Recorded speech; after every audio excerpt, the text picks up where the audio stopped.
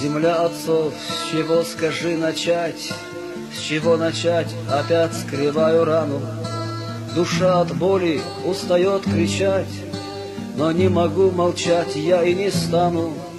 Мой отчий край уже в который раз в твоем пути по огненному кругу.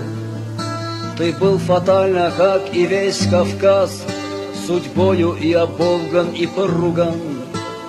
44-й предпобедный год, и ждет фашизм суровая расплата. А здесь в горах детей и стариков поставили под дуло автоматов. Так Родина коварства не тая им уделила жизнь и смерть в опале. А братья их, отцы и сыновья, сражались за нее и умирали.